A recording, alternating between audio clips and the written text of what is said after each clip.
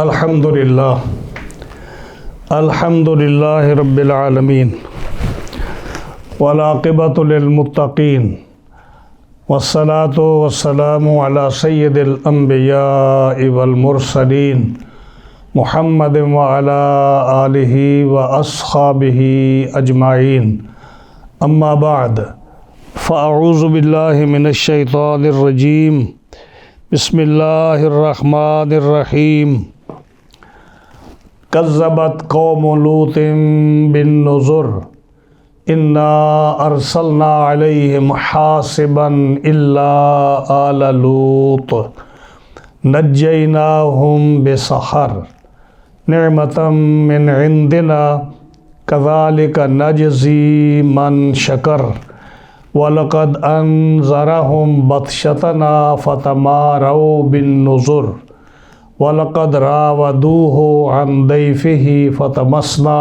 أَعْيُنَهُمْ فَذُوقُوا عَذَابِي وَنُذُرِ وَلَقَدْ صَبَّحَهُمْ بُكْرَةً عَذَابٌ مُسْتَقِرٌ وَلَقَدْ صَبَّحَهُمْ بُكْرَةً عَذَابٌ مُسْتَقِرٌ فَذُوقُوا عَذَابِي وَنُذُرِ وَلَقَدْ يَسَّرْنَا الْقُرْآنَ لِلذِّكْرِ فَهَلْ مِن مُدَّكِرٍ صدق اللہ مولانا العظیم بلغنا رسولہ النبی الکریم الامین ونحن علی ذالک لمن الشاہدین والشاکرین والحمد للہ رب العالمین مولا یا صلی وسلم دائما ابدا علی حبیبک خیر الخلق کلہم فإن من جودك الدنيا وضرتها ومن علومك علم اللوح والقلم یا اکرم الخلق مالی من الوذ به سواك عند حلول الحادث الاممی فمبلغ العلم فيه انه بشر وانه خیر خلق اللہ كلهم جاءت لدعوته الاشجار ساجدة تمشي الیہ علی ساق بلا قدم یا رب بالمصطفیٰ بلغ مقاصدنا واغفر لنا ما مضى یا واسع الکرم ثم الرضا عن ابی بکر وعن عمر وعن علی وعن عثمان ذی الکرم فاغفر لناشدها واغفر لقارئها سألتك الخير يا ذا الجود والكرم مولا یا صلی وسلم دائما ابدا على حبیبک خیر الخلق كلهم معززین حضرات سامعین و قارئین و سامعین و ناظرین حضرات، جمعۃ المبارک کے آج ہفتہ وار درس میں ہم نے سورہ قمر کی 8 آیات کریمہ تلاوت کی ہے، آیت نمبر 33 سے لے کر آیت نمبر 40 تک۔ انشاءاللہ العزیز آج ان 8 آیات کریمہ کا جس میں واقعہ ہے حضرت لوط علیہ السلام اور ان کی قوم کا، اور قوم لوط کا واقعہ مذکور ہوگا، اور جو ہے اس کے جو ہے یہ بڑا اہم واقعہ ہے۔ سورہ قمر میں یہ چوتھا واقعہ ہے جو بڑی بڑی قومیں تھیں جن پر اللہ کا عذاب آیا، قوم نوح پر، قوم عاد پر، قوم سمود پر، اور چوتھی یہ قوم لوط ہے۔ آج اس کا ذکر ہوگا۔ اللہ تعالیٰ جل شانہ ارشاد فرماتے ہیں کذبت قوم لوط بالنذر، جھٹلایا قوم لوط نے انبیاء علیہم السلام کو۔ حالانکہ صرف ایک نبی کو جھٹلایا حضرت لوط علیہ السلام کو، لیکن ایک نبی کو جھٹلانا گویا کہ سارے نبیوں کو جھٹلانا ہے، اس لیے نذر جمع کا صیغہ آیا۔ قوم لوط نے انبیاء علیہ السلام کو جھٹلایا۔ انا ارسلنا علیہم حاصبا الا آل لوط، بے شک ہم نے ان پر پتھراؤ کیا، یعنی ہوا بھیجی، ایسی ہوا جو پتھر اور کنکریاں اٹھا کر مارتی تھی کفار کو۔ الا آل لوط، قوم لوط پر ہم نے پتھراؤ کیا ہوا کے ذریعے سے یا فرشتوں کے ذریعے سے، مگر آل لوط کے گھر والے جو تھے نا وہ بچ گئے، ان کی 2 صاحبزادیاں اور بعض روایات میں ان کی بیویاں۔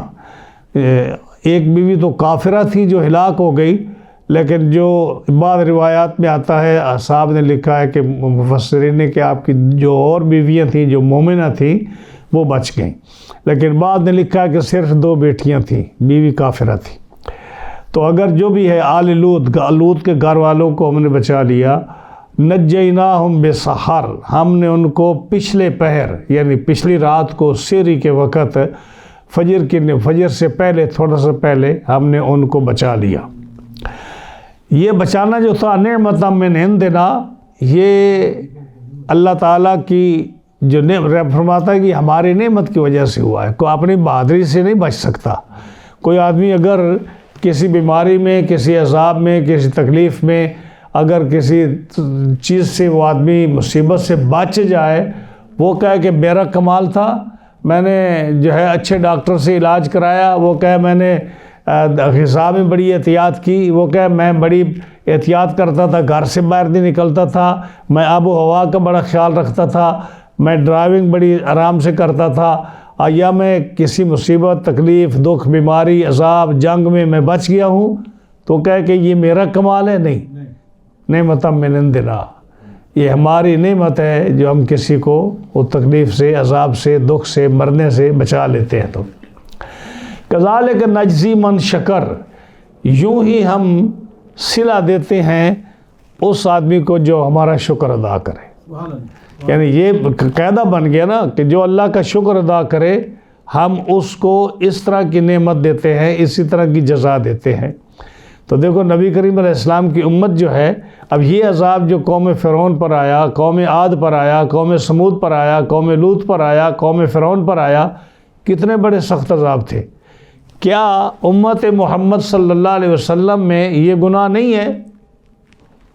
اگر آپ تفاسیر دیکھیں اور پھر موازنہ کریں کہ بعض جو ہے نا گناہ وہ ان قوموں سے بڑھ کر اس امت میں آ چکے ہیں، جیسا کہ آپ نے ایک حدیث میں بھی فرمایا کہ بنی اسرائیل کے تم قدم بقدم چلو گے، جیسے ایک جوتا دوسرے جوتے کے برابر ہوتا ہے، دونوں جوتے سیم طرح کے ہوتے ہیں نا، تو ایک جوتا دوسرے کے برابر ہوتا ہے، اس میں کوئی فرق نہیں ہوتا۔ اسی طرح تمہاری مثال بنی اسرائیل کی طرح ہے، جس طرح بنی اسرائیل ہے اسی طرح تم بھی ہو، جیسے ان کے عمل ہیں اسی طرح تمہارے عمل بھی ہیں، یہ حدیث پاک میں آیا ہے اور یہ ہے بھی صحیح۔ آپ بتائیے کوئی گناہ جو بنی اسرائیل میں یا ان قوموں میں تھا اور اس قوم میں نہیں ہے، لیکن اللہ تعالیٰ نے مہربانی فرمائی، ان کی شکلیں بگڑ گئیں، ان پر آسمانوں سے عذاب آئے، ان پر زمینوں سے عذاب آئے، ان پر طرح طرح کے عذاب آئے، لیکن رب تعالیٰ نے اس امت کو بچا لیا۔ یہ اللہ تعالیٰ کا خاص انعام ہے، رسول اللہ صلی اللہ علیہ وسلم کی رحمت عامہ ہے جو ان کی امت پر ہے۔ وَلَقَدْ أَنذَرَهُمْ بَطْشَتَنَا فَتَمَارَوْا بِالنُّذُرِ، اور حضرت لوط علیہ السلام نے ڈرایا اپنی قوم کو کہ تم اگر باز نہیں آؤ گے تو اللہ کا عذاب تمہارے پر آئے گا۔ فَتَمَارَوْا بِالنُّذُرِ، تو انہوں نے شک کیا حضرت لوط علیہ السلام کی اس بات میں، انہوں نے کہا کہ لاؤ جو عذاب لا کے آنا ہے، آپ ہمیں ہمیشہ کہتے ہو، تو کون سا عذاب ہے جو تم لاؤ گے؟ کہو اپنے رب کو کہ ہمارے پاس عذاب بھیج دے، تم اللہ کے رسول اور نبی اپنے آپ کو کہتے ہو، لاؤ عذاب جس سے تم ہمیں ڈراتے ہو۔ فَتَمَارَوْا بِالنُّذُرِ، شک کیا انہوں نے اور انہوں نے عذاب مانگا۔ انہوں نے جب عذاب آیا تو اس کی صورت یہ بنی کہ جب فرشتے حضرت لوط علیہ السلام کے گھر آئے، اور لوط علیہ السلام کو ابھی اس کا علم نہیں تھا کہ یہ فرشتے ہیں، تو جب قوم جو ہے وہ چھتوں پر چڑھ گئی اور انہوں نے جو ہے دیواریں پھاند کر، چھت پھاند کر وہ نیچے اترے، ان فرشتوں کو جو خوبصورت لڑکوں کی شکل میں تھے ان کو پکڑنے کے لیے، ہاں جی، وَلَقَدْ رَاوَدُوهُ عَنْ ضَيْفِهِ، اور انہوں نے اپنے مسافروں سے مہمانوں کو پھسلانا چاہا، یعنی ان کو پکڑنا چاہا، ان کو طلب کیا حضرت لوط علیہ السلام سے کہ یہ لڑکے ہمارے حوالے کرو، تو فَطَمَسْنَا أَعْيُنَهُمْ، اللہ فرماتا ہے کہ ہم نے ان کی آنکھیں اندھی کر دی، برابر کر دی۔ جبریل علیہ السلام نے پار مارا اور ان کی آنکھ، ناک، منہ سارا بالکل ایسے پتھر کی طرح ہو گیا۔ جیسے یہ دیوار دیکھ رہے ہیں نا، دیوار سیدھی ہے نا، اس میں کوئی ٹیڑھا پن نہیں ہے۔ آپ کی آنکھ اندر ہے، ناک اوپر ہے، منہ پیچھے ہے۔ جب جبریل نے پار مارا تو یہ سارے دیوار کی طرف بالکل سیدھے ہو گئے، یعنی ان کی آنکھیں ختم ہو گئی، نظر ختم ہو گئی، چہرے کی شکل بگڑ گئی۔ اب وہ بھاگے باہر، جب بھاگے تو دروازہ نہیں ملتا، ادھر جاتے ہیں تو دیوار میں ٹکر لگتی ہے، ادھر جاتے ہیں دیوار میں ٹکر لگتی ہے، دروازہ نہیں ملتا۔ تو سیدنا لوط علیہ السلام نے ان کے دروازہ کھولا کہ دفع ہو جاؤ، نکل جاؤ یہاں سے۔ تو فرمایا فَطَمَسْنَا أَعْيُنَهُمْ، ہم ان کی آنکھیں میٹ دی، یعنی ان کو بالکل برابر کر دیا۔ تو پھر کہا فَذُوقُوا عَذَابِي وَنُذُرِ، چکھو اب میرے عذاب کو اور میرے ڈر کو دیکھو کیسا تھا میرا عذاب۔ وَلَقَدْ صَبَّحَهُمْ بُكْرَةً عَذَابٌ مُسْتَقِرٌ، اور جب صبح ہوئی تو صبح کے تڑکے میں، صبح کے وقت میں ہم نے ان کو ٹھہرنے والا عذاب دیا، مستقر پرماننٹ عذاب ہم نے دیا۔ پرماننٹ کا کیا مطلب؟ کہ جو عذاب ان پر آسمان سے پتھروں کی شکل میں اترا اور ان کو جب ان کی بستیوں کو الٹایا گیا تو وہ تھا دنیا کا عذاب، اور جب وہ نیچے گئے اس پر پتھر برسے اور جب وہ مرے تو وہ سیدھے جہنم میں گئے، اور وہ تھا عذاب جو تھا برزخ کا عذاب۔ اور ساتھ قیامت کے دن جو ان کو جہنم کا عذاب ہوگا، اس میں ان تینوں عذابوں میں، دنیا کے عذاب میں، برزخ کے عذاب میں اور قیامت کے عذاب میں، ان کو کوئی درمیان میں فاصلہ نہیں رہے گا۔ جیسے دنیا کا عذاب آیا، جو ہی وہ نیچے گئے اوپر سے ہم نے پتھر برسائے جن پر ان کے نام لکھے ہوئے تھے، اور وہ مرے، اور ساتھ ہی ان کا عذاب برزخ کا شروع ہو گیا جو ابھی تک ہے۔ جب قیامت آئے گی تو اسی طرح اسی کے عذاب کے ساتھ ان کو جہنم کا عذاب شروع ہو جائے گا۔ تو یہ عذاب کیا ہے؟ مستقر عذاب ہے۔ تو یہ سے ثابت ہوا۔ اگر کوئی پوچھے کہ قرآن میں عذاب قبر کا ثبوت کہاں ہے، تو اس آیت میں بھی عذاب قبر کا ثبوت ہے، عذاب مستقر۔ اگر درمیان میں کوئی عذاب نہ ہو، آخرت کا عذاب اور دنیا کا عذاب، اس کے درمیان کو فاصلہ ہو، تو پھر وہ عذاب مستقر نہیں ہوتا۔ عذاب مستقر پرماننٹ عذاب تب بھی ہوتا ہے جب ایک عذاب کے ساتھ دوسرا ملا ہوا ہو قیامت تک، تو ان پر عذاب آیا دنیا میں، اور اگر درمیان میں برزخ کا عذاب نہ ہو تو پھر عذاب مستقر نہیں ہے قرآن کی آیت کے مطابق۔ عذاب مستقر جو قرآن نے فرمایا اس کا مطلب یہی ہے، دنیا کا عذاب، برزخ کا عذاب اور آخرت کا عذاب یہ کنٹینیوسلی رہے گا، اس میں ذرا ایک سیکنڈ بھی اس میں فرق اور فاصلہ نہیں ہوگا۔ ایک یہ آیت ہے جس میں عذاب قبر ثابت ہے، ایک صورت جو ہے ابراہیم میں، یثبت اللہ الذین آمنوا بالقول الثابت فی الحیاۃ الدنیا وفی الآخرہ ویضل اللہ الظالمین ویفعل اللہ ما یشاء۔ اس آیت میں عذاب قبر ثابت ہے قرآن سے، اور ایک جو 24ویں پارے میں سورہ مومن ہے اس کے اندر آیت کریمہ آتی ہے، النار یعرضون علیہا غدوا وعشیا، کہ قوم فرعون جو ہے اس کو رب نے عذاب دیا قبر میں، کہ مرنے کے بعد ان کی قبر پر صبح اور شام جہنم کا عذاب پیش کیا جاتا ہے جس سے وہ عذاب پاتے ہیں۔ تو ان تین آیتوں سے قرآن مجید میں عذاب قبر ثابت ہے۔ فذوقوا عذابی ونذر، فرمایا چکھو میرا عذاب اور ڈر میرا۔ وَلَقَدْ يَسَّرْنَا الْقُرْآنَ لِلذِّكْرِ فَهَلْ مِن مُدَّكِرٍ، اور ہم نے آسان کیا قرآن کو یاد کرنے کے لیے، ہے کوئی یاد کرنے والا؟ اس کا مفہوم بار بار ہر واقعے کے بعد یہ آیت آ رہی ہے، تو اس کا کیا مطلب ہے؟ اس کا مطلب یہ ہے کہ قرآن جتنے بھی واقعات تم سنتے ہو، اگر تم اس سے چھٹکارا پانا چاہتے ہو، توبہ کرنا چاہتے ہو، اگر تم اللہ کے حضور حاضر ہو کر تم جو ہے ایک نیک اور اچھے مومن بننا چاہتے ہو، اور اس قسم کے عذابوں سے جو قوم فرعون پر آیا، قوم عاد پر آیا، قوم سمود پر آیا، قوم لوط پر آیا، قوم نوح پر آیا۔ اگر تم اس سے بچنا چاہتے ہو تو اس کا ایک ہی طریقہ ہے کہ ہم نے تمہارے لیے قرآن میں یہ سارے واقعات ذکر کیے ہیں، قرآن پڑھو اور اس میں یہ واقعات پڑھ کر اس سے عبرت حاصل کرو اور ان عذابوں سے بچ جاؤ ایمان لا کر۔ یہ مفہوم اس کا یہ بھی ہو سکتا ہے، جیسے ہم نے دیگر مفہوم اس آیت کے بیان کیے کہ یاد کرنا قرآن مجید کا آسان ہے، تو اس کا ایک مطلب یہ بھی ہے کہ آج دنیا کی کوئی کتاب پڑھ لو، اس میں کسی ایک آدھ قوم کا ذکر ہوگا، کہ ان کے اچھائیوں برائیوں کا یا ان کی فتح و نصرت کا، ان کی شکست کا، ان کے جو ہے اسٹیبلش ہونے کا، ان کے باپ دادا پردادا کا ذکر ہوگا۔ لیکن اگر تم اللہ کی پوری مخلوق اور آدم علیہ السلام سے لے کر آخر تک اگر تم قوموں کا ذکر، ان کی تباہی، ان کی بربادی، ان کی فلاح کامیابی یہ پڑھنا چاہتے ہو اور راہ راست پر آنا چاہتے ہو اور اللہ کے عذاب سے بچنا چاہتے ہو، آخرت میں اور برزخ میں سرخرو اور کامیاب ہونا چاہتے ہو، تو کیا کرو؟ وَلَقَدْ يَسَّرْنَا الْقُرْآنَ لِلذِّكْرِ، ہم نے یہ قرآن بھی بہت آسان بنایا ان چیزوں کے سیکھنے کے لیے، ان واقعات کے سمجھنے کے لیے، ایمان لانے کے لیے، توبہ کرنے کے لیے، برائی سے بچنے کے لیے قرآن پڑھو، اور یہ آسان ہے، تم ان تمام مشکلات سے آرام پا جاؤ گے اور بچ جاؤ گے اس سے۔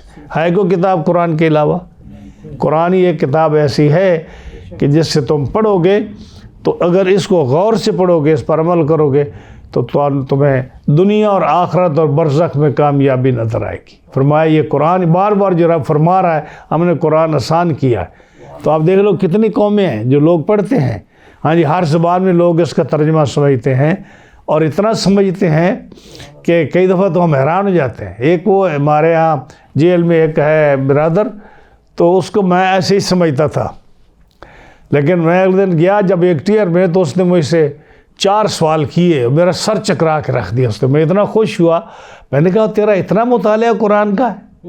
ہاں جی، پہلے اس نے کہا جی فلاں صورت میں اللہ فرماتا ہے کہ میں نے زمین کو 2 دن میں پیدا کیا، اور فلاں صورت میں کہتا ہے میں نے 6 دن میں پیدا کیا، تو یہ ڈفرینسز کیوں ہیں؟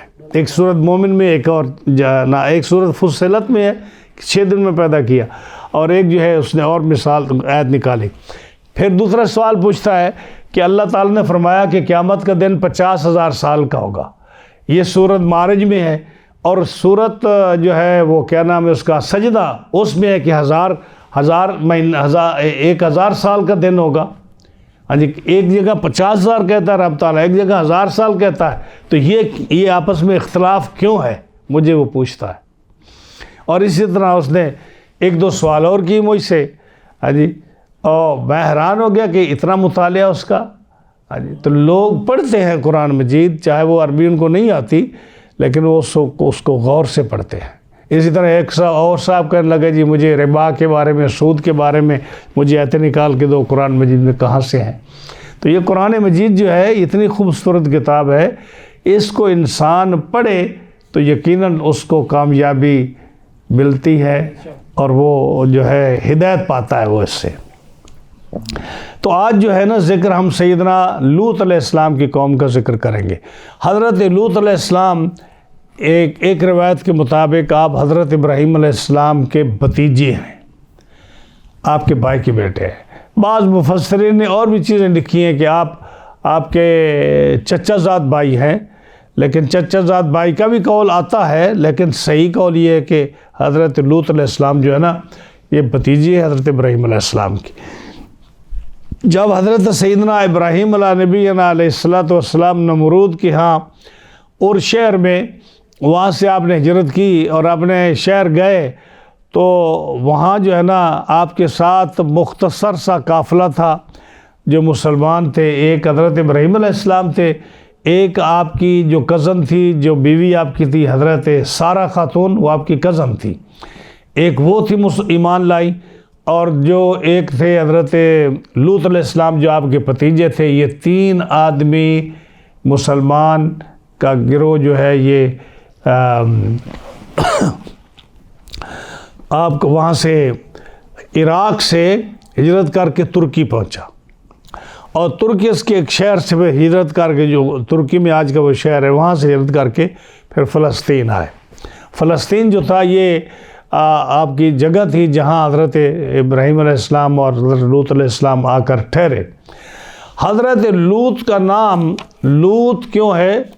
اس لیے کہ فرماتے ہیں، سال بھی کہتے ہیں انما سمی لوطن، آپ کا نام لوط اس لیے ہے، لوط کا معنی بیان کرتے ہیں، لِأَنَّهُ لَاطَ قَلْبَهُ إِلَىٰ ابراہیم، کہ آپ نے محبت کی، میلان کیا حضرت ابراہیم علیہ السلام کی طرف۔ یعنی لات کا معنی کیا ہوا کہ آپ نے محبت کی ابراہیم علیہ السلام کے ساتھ۔ ہاں جی، وَكَانَ إِبْرَاهِيمُ يُحِبُّ حُبًّا شَدِيدًا، اور سیدنا ابراہیم علیہ السلام اپنے بھتیجے حضرت لوط سے بڑی محبت کرتے تھے۔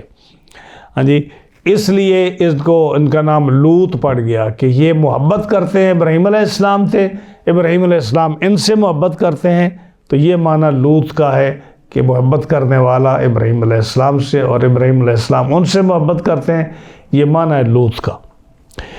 آپ کو اہل روم نے قید کر لیا کسی جنگ میں، تو حضرت ابراہیم علیہ السلام نے پھر جہاد کیا اہل روم کے ساتھ، اور حضرت لوط علیہ السلام کو قید سے چھڑا کر پھر آپ اپنے ساتھ لے گئے اور ان کو قید سے آزاد کرایا۔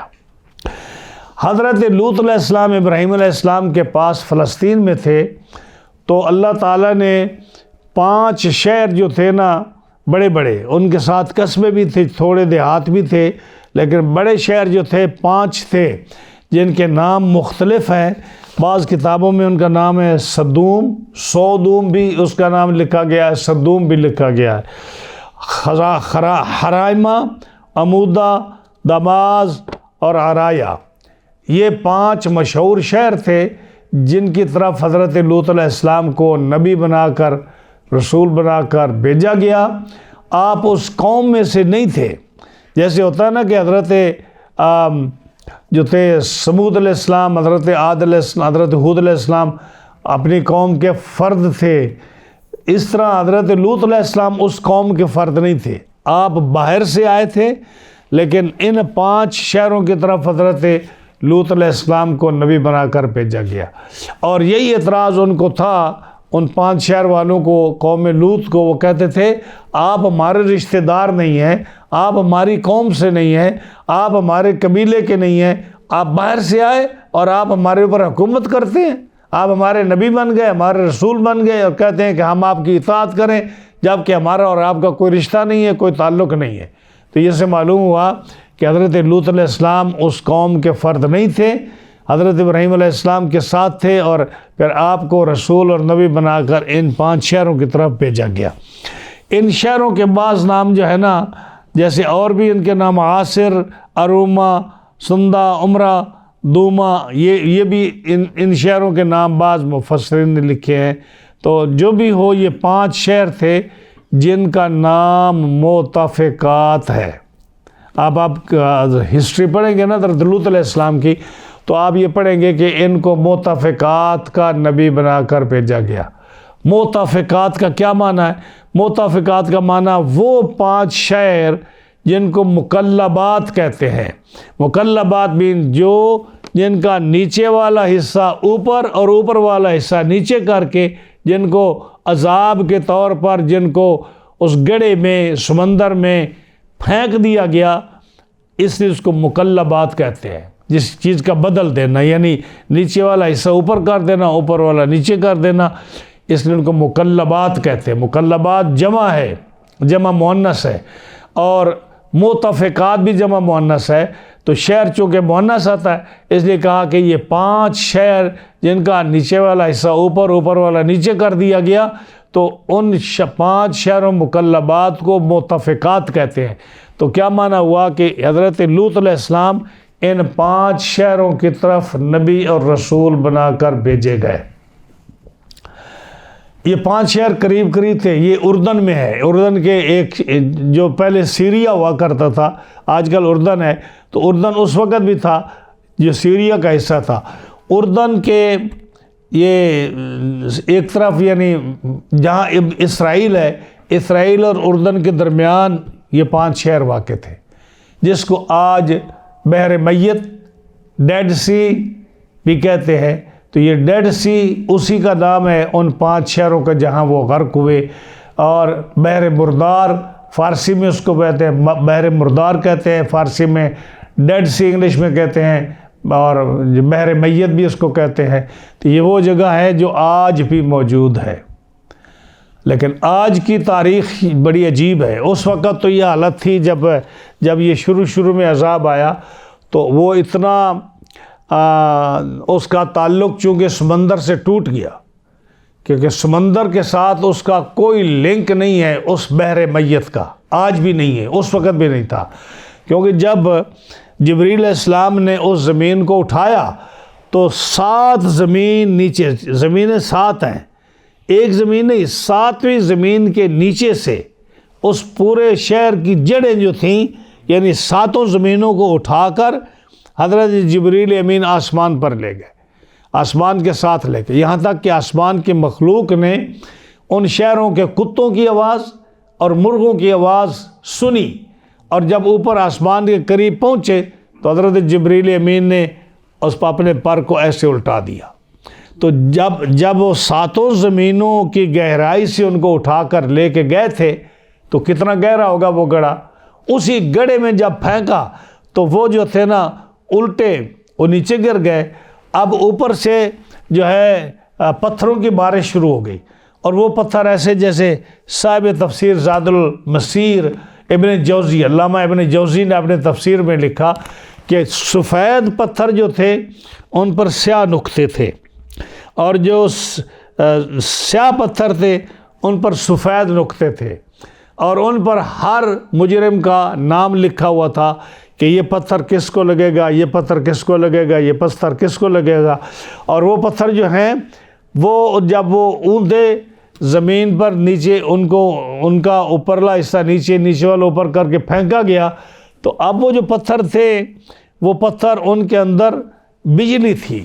دوسرے لفظوں میں آپ کو سمجھاؤں، بجلی کا مطلب یہ ہے کہ ایسے وہ عام پتھر نہیں تھے کہ گرے اور وہاں پڑے رہے، بلکہ وہ ایسے میزائل تھے کہ جیسے آپ میزائل کو زمین پر پھینکتے ہیں تو میزائل زمین کے نیچے اور چیزوں کو پھاڑتا ہوا اپنے ہدف تک جا پہنچتا ہے.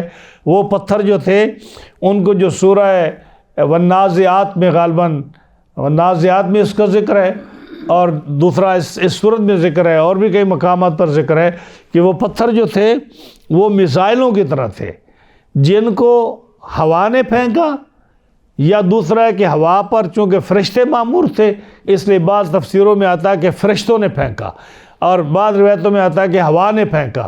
اور تو دونوں کا معنی ایک ہے کہ جب ہوا پر فرشتے معمور تھے تو فرشتے پھینکے یا ہوا پھینکے، بات تو ایک ہی ہے.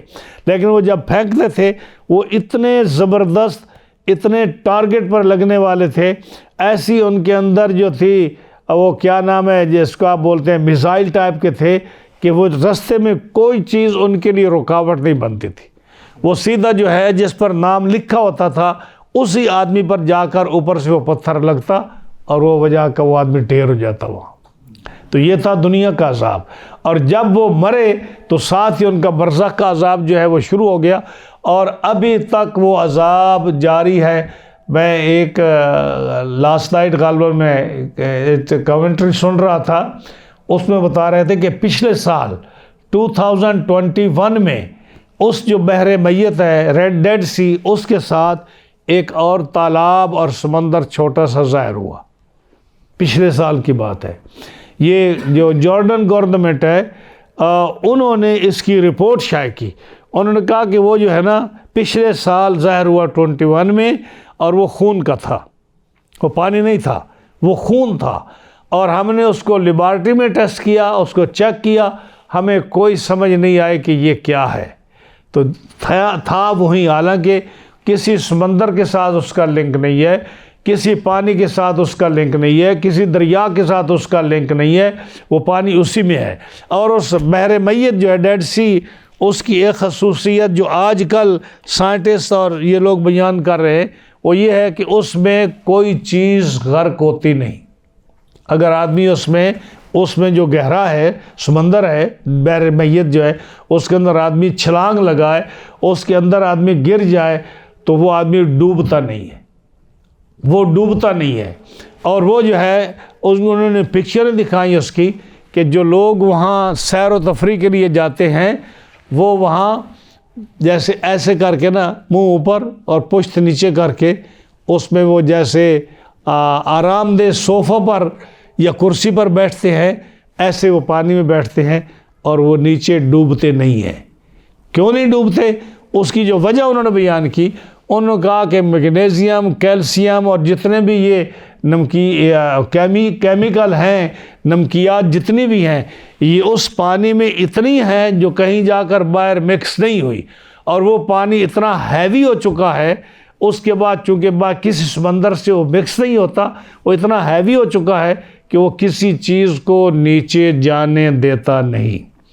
اور اس کی خصوصیت آج کل کے دور میں یہ اللہ کی حکمت ہے، معلوم نہیں کیا وجہ ہے، وہ ایسی ہو گئی ہے کہ ایک جو آدمی بیمار آدمی اس کے اندر جا کر غسل کرے تو ان نمکیات کی وجہ سے، ان دھاتوں کی وجہ سے اس آدمی کو شفا ہو جاتی ہے۔ اور جو اس کا کیچڑ ہے، عورتیں اس کیچڑ کو استعمال کرتی ہیں اپنے چہروں پر اور اپنے ہاتھوں پر، اپنے جسم پر، جس سے وہ جو اتنی زبردست کریم دنیا میں اویلیبل نہیں ہے جتنا اس کیچڑ کے اندر خوبصورتی اور نرمی اور ملائمت ہے کہ عورتیں اس کیچڑ کو استعمال کرتی ہیں۔ اور جارڈن حکومت جو ہے اب نے اس پر ٹیکس لگا دیا ہے، جو آدمی اس کو استعمال کرے گا وہ ہمیں ٹیکس دے گا۔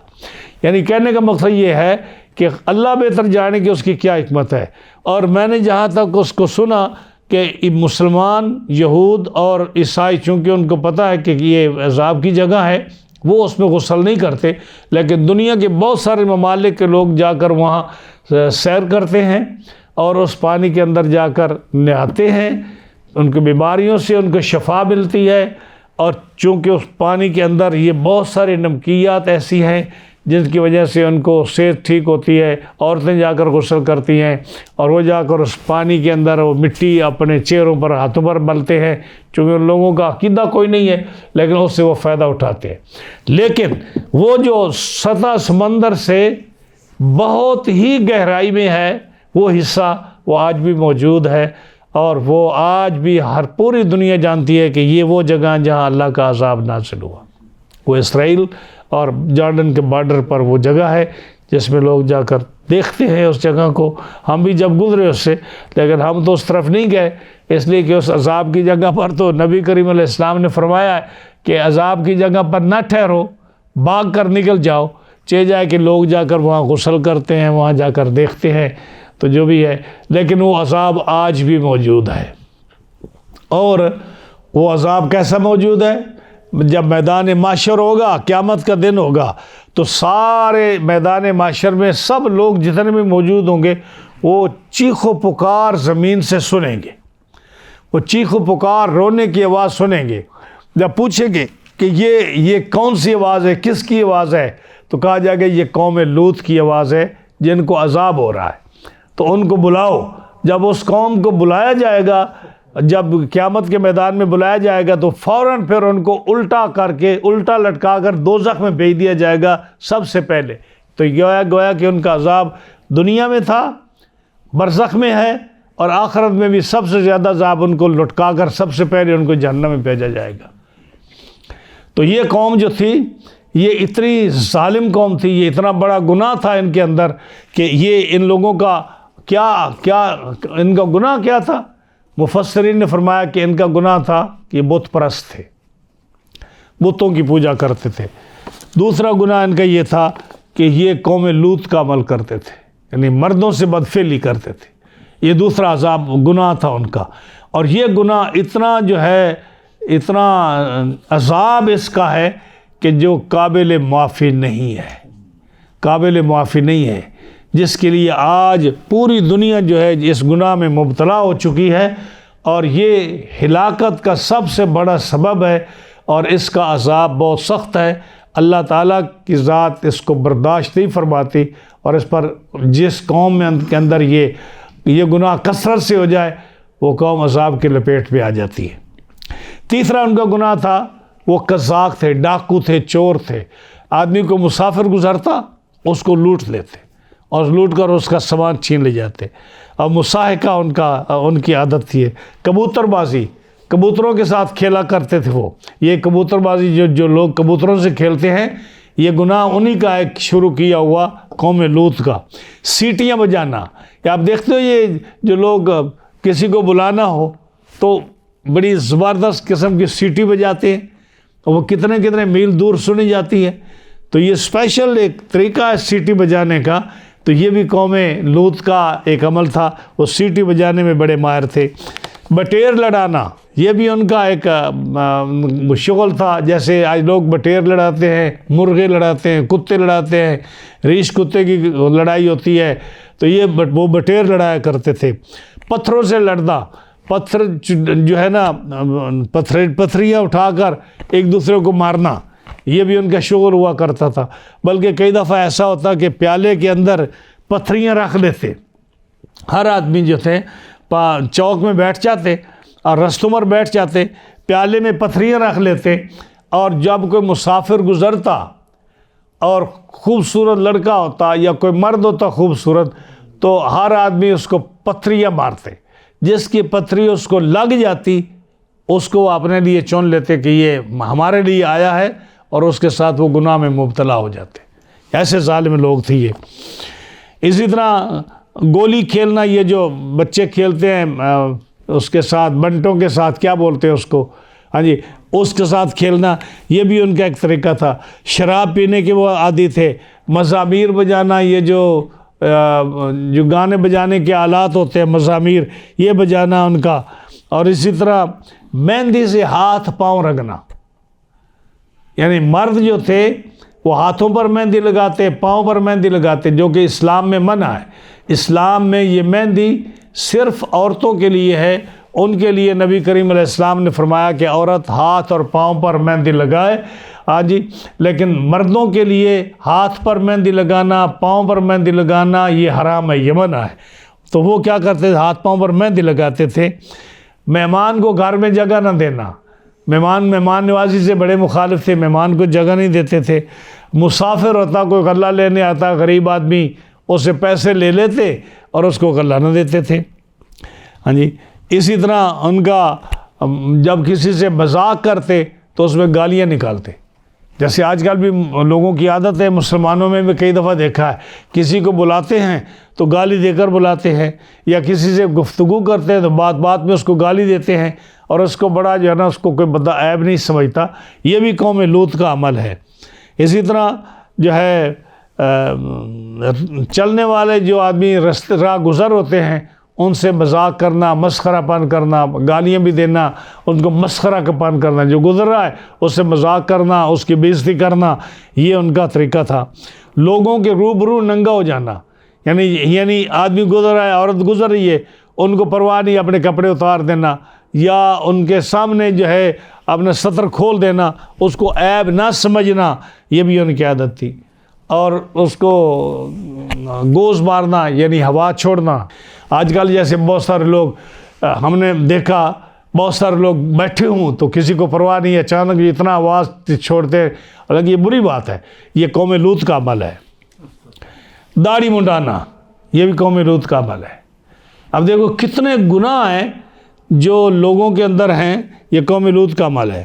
اور کنکریاں مار کر لوگوں کو اپنی طرف متوجہ کرنا، یہ سارے گناہ قوم لوط کے اندر تھے.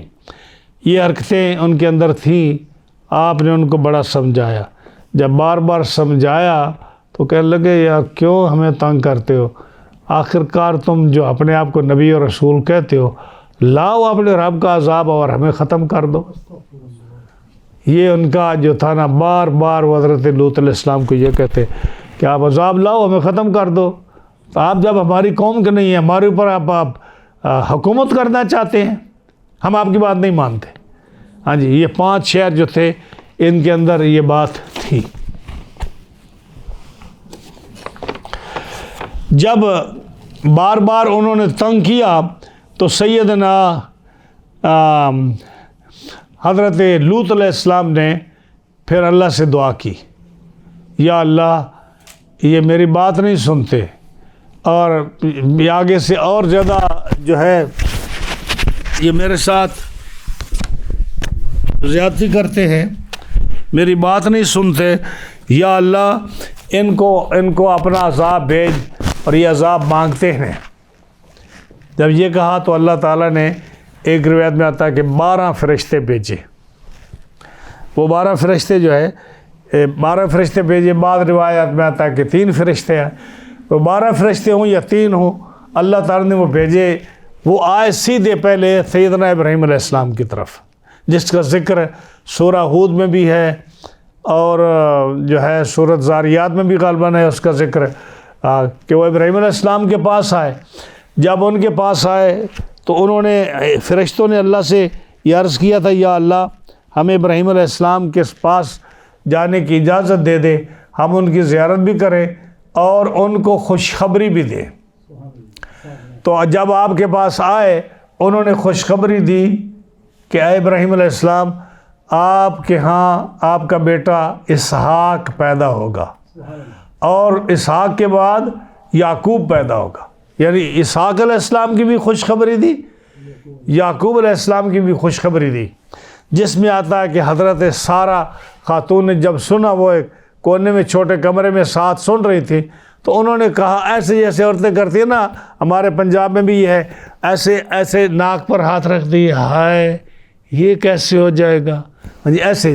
یہ حیرانگی کی نشانی ہوتی ہے، ہمارے علاقے میں عورتیں جب حیران ہوتی ہیں نا تو ہائے بھی کرتے ہیں اور ایسے ہاتھ کر دیتی ہیں۔ تو قرآن مجید نے اس کو ذکر کیا، فَسَكَّتْ وَجْهَهَا، انہوں نے اپنے چہرے پر ہاتھ رکھا، ہاتھ مارا، ہاتھ رکھا ایسے، وَقَالَتْ عَجُوزٌ حَكِيمٌ، اور کہنے لگی میں تو بوڑھی ہوں، مجھے تو حیض نہیں آتا، حیض ختم ہو گیا، میں اتنی بوڑھی ہوں کہ جس کی ہڈیوں کے اندر گدا نہیں ہے، تو یہ بچہ مجھے اس عمر میں کیسے ہوگا۔ یہ انہوں نے جب سنا تو حضرت ابراہیم علیہ السلام کو اسحاق اور حضرت یعقوب کی بشارت دی، اور جب بشارت دی اس کے بعد جب انہوں نے بچڑا بھون کر سامنے رکھا، انہوں نے نہیں کھایا، پھر بتایا کہ ہم جو ہے نا آپ کو بشارت دینے آئے تھے، اور ساتھ ہی ہم قوم لوط کو عذاب دینے کے لیے اللہ نے ہمیں بھیجا ہے۔ اب سورہ ہود میں بڑا تفصیل سے ذکر ہے، حضرت ابراہیم علیہ السلام جھگڑنے لگ گئے ان سے، کہنے لگے کہ یہ کیا ہو گیا کہ تم اس قوم کو عذاب دو گے، ان کو عذاب کیسے دو گے تم؟ وہ چونکہ ان کے بارے میں آتا ہے قرآن مجید میں، ان ابراہیم لحلیم نواہ منیب، آپ بڑے نرم مزاج تھے، بڑے رقیق القلب تھے، آپ کا دل بڑا نرم تھا، آپ کسی تکلیف اور کسی کو عذاب میں اور مشکل میں دیکھ نہیں سکتے تھے، تو اس لیے آپ فرشتوں سے جھگڑنے لگ گئے کہ یہ کیا تم کرنے لگے ہو کہ تم اللہ کا عذاب لے کر اس قوم کی طرف آئے ہو، جبکہ اس کے اندر 100 آدمی مسلمان موجود ہے۔ انہوں نے کہا 100 نہیں ہے اس میں، کہا 90 ہوگا، کہا 90 بھی نہیں ہے، کہا 80 ہوگا، 80 بھی نہیں ہے، 70 ہوگا، 70 بھی نہیں ہے، 60 ہوگا، 60 بھی نہیں ہے، 50 ہوگا، 50 بھی نہیں ہے، 40 ہوں گے، 40 بھی نہیں ہے، 30 ہوں گے، 30 بھی نہیں ہے، 20 ہوں گے، کہا 20 بھی نہیں ہے، 10 ہوں گے، 10 بھی نہیں ہے۔ تو ان کا مقصد تو یہ تھا سیدنا ابراہیم علیہ السلام کا کہ کسی طرح اس قوم پر عذاب نہ آئے، اور یہ لوگ جو ہے ان کو سمجھایا جائے تاکہ اللہ کی بارگاہ میں یہ توبہ کر کے یہ مخلص ہو جائے۔ یہ مقصد تھا ان کا، اس لیے بات کو لمبا کرتے جا رہے تھے تاکہ یہ عذاب نہ آئے۔ لیکن جب دیکھا، فرشتوں نے کہا ابراہیم علیہ السلام یہ دعا نہ کریں، آپ یہ دعا نہ کریں، کیوں کہ یہ جو ہے نا تیرے قد جاء امر ربک، تیرے رب کا حکم ہے یہ، اور یہ حکم جو ہے نا یہ تقدیر مبرم ہے، اور تقدیر مبرم جو ہوتی ہے وہ نہیں ٹلتی، اس لیے رب کا فیصلہ ہو چکا ہے، یہ حکم نہیں ٹلنا۔ اس لیے انبیاء علیہ السلام جو ہے نا جب تقدیر مبرم آتی ہے تو وہ پھر اللہ سے جھگڑتے نہیں ہیں، اس معاملے میں وہ خاموش ہو جاتے ہیں۔ جیسے نوح علیہ السلام کے بارے میں آتا ہے نا کہ جب انہوں نے اپنے بیٹے کے لیے کہا کہ یا اللہ میرا بیٹا ہے، تو اللہ نے کیا فرمایا، انہ لیس من اہلک، تیرا بیٹا نہیں ہے۔ اس کے بعد آپ دکھا دیں نوح علیہ السلام نے بیٹے کے لیے دعا کی ہو، مطلب کہ تقدیر مبرم ہے، دعا نہیں کی۔ حضرت ابراہیم علیہ السلام نے یجادلنا فی قوم لوط کے بارے میں ابراہیم علیہ السلام نے جھگڑا کیا، لیکن جب فرشتوں نے کہا انہ قد جاء امر ربک، یہ آپ کے رب کا حکم ہے، اس کے بعد ابراہیم علیہ السلام نے جھگڑا نہیں کیا ان کے ساتھ، پتہ تھا کہ یہ تقدیر مبرم ہے۔ نبی کریم علیہ السلام کو پتہ تھا بچپن سے حضرت امام علی مقام کے بچپن سے پتہ تھا، جبریل امین نے وہ مٹی دکھائی تھی کربلا کی جہاں حضرت امام علی مقام شہید ہوں گے، اور جبریل نے آ کر بتایا تھا کہ یا رسول اللہ صلی اللہ علیہ وسلم آپ کی امت اس شہزادے کو شہید کرے گی۔ آپ کو پتہ تھا، آپ کہیں دکھا دیں کہ نبی کریم علیہ السلام نے یہ دعا کی ہو، یا اللہ میرے شہزادے کو اس ظلم سے بچا لینا، بلکہ آپ نے ایک ہی دعا کی، آت الحسین صبر اللہم آت الحسین صبر واجرا، اے اللہ میرے حسین کو صبر بھی عطا فرمانا اس مصیبت میں، اور اس کا اجر بھی عطا فرمانا۔ تو حضرت ابراہیم علیہ السلام نے جب دیکھا کہ یہ فرشتے عذاب دینے کے لیے آئے ہیں تو آپ نے کہا میں بھی آپ کے ساتھ جاؤں گا۔ اونٹ پر سوار ہوئے اور 1.5 میل کا سفر کیا۔ جب 1.5 میل کا سفر کیا، فرشتوں نے کہا حضرت جی بس اب آپ آگے نہیں جا سکتے، آگے ہمارا کام ہے۔ ہاں جی، تو انہوں نے آپ کو آگے نہیں جانے دیا۔ ظاہر ہے کہ جب آگے عذاب ہونا ہے تو اللہ کا حکم بھی تھا، فرشتے کیسے آگے جانے دیتے۔ آپ کو پتہ ہے کہ جب کسی علاقے میں آگ لگی ہو، جب کسی علاقے میں جو ہے وائلنس ہو رہی ہو، گن شاٹ ہو، کوئی بھی ایسا پرابلم ہو، تو جو انتظامیہ پولیس وغیرہ فائر بریگیڈ ہوتا ہے وہ کسی آدمی کو آگے نہیں جانے دیتے۔ ہاں جی، کیونکہ وہاں جو ہے نا جو حالات اچھے نہیں ہیں۔ تو ابراہیم علیہ السلام کو بھی 1.5 میل کے فاصلے پر انہوں نے روک لیا۔ فرشتوں نے کہا حضرت آپ 1.5 میل کا سفر کر چکے ہیں، اب آپ گھر تشریف لائیے، اب آپ کا کام نہیں ہے، اب ہمارا کام ہے۔ آپ وہاں آپ نے عبادت شروع کر دی، نماز نفل اور عبادت اللہ کی تسبیح و تعلیل شروع کر دی۔ فرشتے آگے چلے گئے۔ حضرت لوط علیہ السلام کھیتوں میں کام کر رہے تھے، ان کے پاس فرشتے پہنچے، اور 12 تھے یا 3 تھے جو بھی روایات ہیں، ان کو سلام دعا ہوئی۔ سلام دعا کے بعد جو ہے نا فرشتے تھے وہ خوبصورت لڑکوں کی شکل میں تھے، بہت خوبصورت۔ ظاہر ہے کہ جب انہوں نے ایک قوم کو عذاب دینا تھا، قوم جس کی رسیہ تھی، تو اللہ تعالیٰ نے ان کو کتنا حسن دیا ہوگا۔ جبریل، میکائیل، اسرافیل، یہ سارے فرشتے بچوں کے لڑکوں کے امرد لڑکوں کی شکل میں تھے۔ جب حضرت لوط علیہ السلام نے دیکھا تو انہوں نے کہا کہ آپ کیوں یہاں آئے؟ یعنی ان کو نہیں پتا کہ یہ فرشتے ہیں، جیسے ابراہیم علیہ السلام کو ابتدا میں علم نہیں تھا کہ یہ فرشتے ہیں، اس لیے آپ نے ان کے لیے وہ جو تھا بیل وہ بھون کر سامنے رکھا تھا۔ ان کو بھی نہیں پتا تھا۔ یہ ان کو فکر لگ گیا کہ یہ لڑکے میرے مہمان کیسے بن گئے، کیوں آ گئے؟ انہوں نے کہا آپ کیوں آئے یہاں؟ ہاں جی، تو انہوں نے کہا کیوں آپ کیوں حیران ہو رہے ہیں؟ تو انہوں نے کہا، جبریل نے پوچھا آپ کیوں حیران ہو رہے ہیں؟ تو حضرت لوط علیہ السلام نے کہا میری قوم بڑی بدماش ہے، یہ ان کے اندر بڑے عیب ہیں اور آپ کو یہ تکلیف دیں گے۔ فرمایا کیا تکلیف دیں گے؟ کہا ان کی عادت ہے کہ یہ جو ہے نا امرد لڑکوں کے ساتھ بے حیائی کا کام کرتے ہیں، اور یہ ان کے اندر یہ عادت ہے۔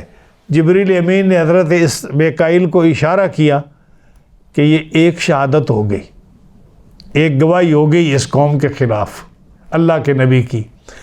وہاں سے چلے کہ ہم آپ کے مہمان ہیں۔ جب وہ شہر کے دروازے پر پہنچے تو جبریل امین نے دوبارہ اس بات کو دہرایا کہ حضرت آپ ہمیں کیوں روک رہے تھے؟ ہم آپ کے مہمان ہیں۔ انہوں نے کہا ہم اس لیے روک رہے تھے کہ ان لوگوں کی عادت بری ہے، یہ گناہ میں مبتلا ہو جاتے ہیں اور یہ آپ کو تکلیف دیں گے، ان کی ہی عادت ہے۔ جبریل امین نے میکائیل کو کہا یہ دوسری شہادت ہے، گواہ ہو جاؤ تم بھی۔ پھر جب شہر کے اندر داخل ہوئے، دروازے کے اندر داخل ہوئے شہر میں، تو پھر انہوں نے پوچھا کہ آپ یہ بار بار ہمیں کیوں کہہ رہے تھے؟ انہوں نے پھر کہا اس بات کو دہرایا، فرمایا میکائیل یہ تیسری شہادت ہے۔ جب گھر پہنچے تو گھر جا کر انہوں نے دروازہ حضرت لوط علیہ السلام نے کواڑ بند کر لیا، دروازہ بند کر لیا۔ پھر جبرائیل نے پوچھا، انہوں نے چوتھی بار پھر وہی بات دہرائی، تو کہا جبرائیل نے کہا اے میکائیل یہ چوتھی شہادت ہے، اب جو ہے 4 شہادتیں ہمارے پاس جمع ہو گئی ہیں، اب ہم اس قوم کو ہلاک کریں گے۔ ادھر جو حضرت لوط علیہ السلام کی بیوی تھی اسی قوم کے، وہ کافرہ تھی۔ ہاں جی، 2 نبیوں کی بیوی کافرہ تھیں، ایک نوح علیہ السلام کی بیوی وہ بھی کافرہ تھی جو اس کنعان کی ماں تھی، اور لوط علیہ السلام کی بیوی بھی کافرہ تھی، صرف یہ 2 عورتیں ہیں جو نبی کی بیویاں تھیں جو کافرہ تھیں، اور کسی نبی کی بیوی کافرہ نہیں تھی، اور کسی نبی کی ماں کافرہ نہیں. یہ بھی یاد رکھیے، کسی نبی کی ماں کافرہ نہیں ہے، کسی بھی نبی کی ماں کافرہ نہیں ہے. اور میں حیران ہوں کہ لوگ نبی کریم صلی اللہ علیہ وسلم کی والدہ کو مسلمان نہیں سمجھتے، جبکہ اللہ تعالیٰ نے کسی نبی کی ماں کو کافرہ نہیں قرار دیا. ہر نبی کی ماں مومنہ تھی، موحدہ تھی، لیکن بڑا ظلم ہے کہ جو مسلمان ہو کر حضور کا کلمہ پڑھ کر نبی کریم علیہ السلام کے والدہ کو اور آپ کے والد کو مسلمان نہیں کہتا، اس کو اپنے ایمان کی خیر منانی چاہیے. تو نبی کریم صلی اللہ علیہ وسلم کی احادیث بھی ہے اس بارے میں.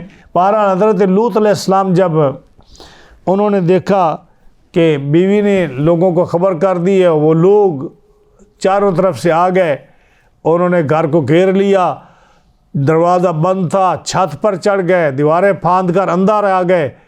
اور جب اندر آئے تو قرآن فرماتا ہے فلما راودوہ، یعنی انہوں نے وَلَقَدْ رَاوَدُوهُ عَنْ ضَيْفِهِ، پھر مہمانوں کو مانگنے لگے، اے لوط آپ کو پتہ ہے ہماری عادت کیا ہے، یہ بچے ہمارے والے کرو. آپ نے فرمایا تمہارا دماغ خراب ہے، تمہارے والے کرو، یہ میرے مہمان ہیں، میں تمہیں کیسے دوں. ہاں جی، پہلے آپ نے سمجھایا ان کو، جو سورہ ہود میں آتا ہے. آپ نے فرمایا کہ دیکھو میری بیٹیاں ہیں